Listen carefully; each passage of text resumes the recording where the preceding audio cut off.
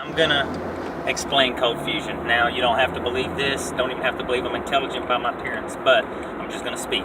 Okay. Alright, to achieve cold fusion. First, I'm gonna explain what cold fusion is.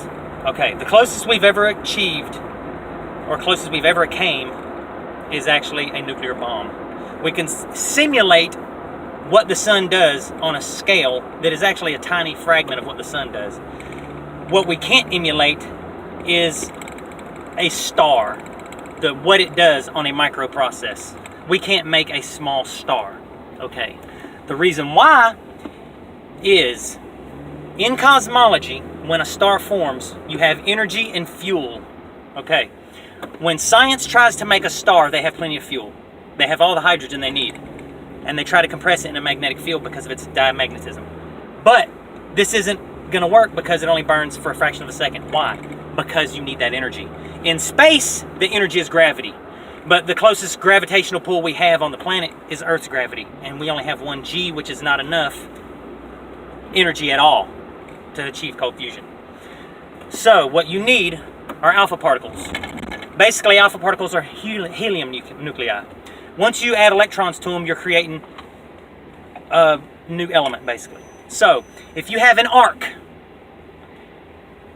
a cathode and anode, you have the positive side, which are alpha particles, and you have the negative side, which are electrons. You're applying these electrons to these alpha particles, creating an element. If you do this in a highly magnetized magnetic field, in a magnetic field, basically, an EMF, highly compressed hydrogen, ionized hydrogen, with this process, you'll achieve a small star.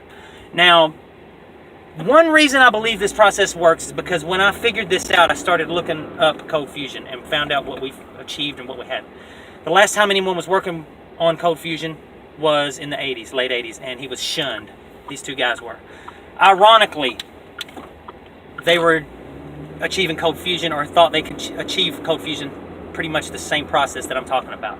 They were running several thousand amps of electricity through beryllium. Beryllium creates a beryllium gas. Beryllium gas has alpha particles. It produces alpha particles, alpha decay. So they were adding electrons to the alpha particles. That right there told me that I was on the right track.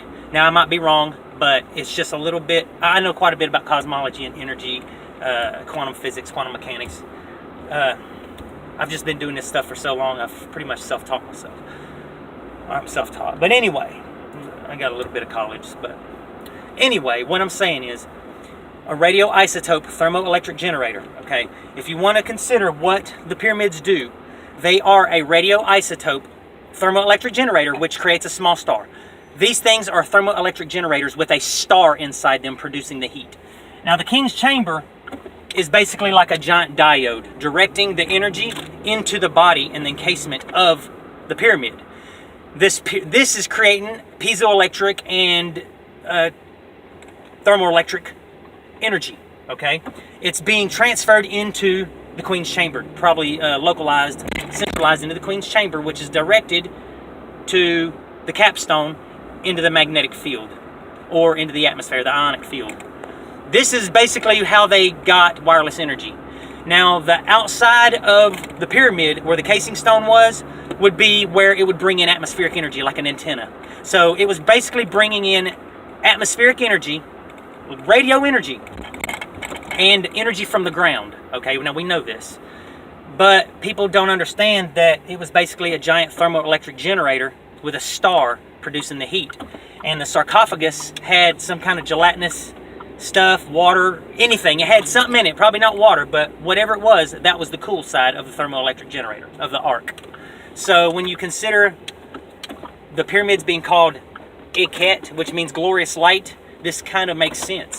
And if you consider all the red stars over the gods' heads, I calculated that the star would burn anywhere from 800 to 1400 degrees. Once I started doing my star research on cooler stars, I found out that a type Y and type T, which are both ironically triangles or triagonal, are the ones that burn the coldest.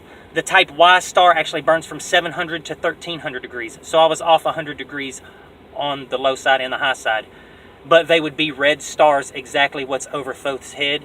So if anyone ever want to do some research, I think this would be a good place to start. This is where cold fusion originated from. This is cold fusion. It's a star inside a thermoelectric generator, which gives solar energy, star energy, radio energy to the atmosphere. I think the pyramids actually caused the cataclysm over 13,000 years ago, but who am I to talk about that? Regardless, that's just a theory, but the rest of it, I'm pretty firm. I'm stand fast on.